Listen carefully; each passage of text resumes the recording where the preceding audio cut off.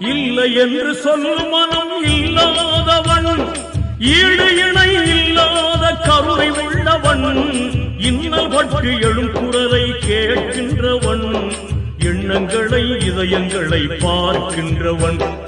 இறைவனிடம் கையேந்துங்கள், அவன் இல்லை என்று சொல்லுவதில்லை.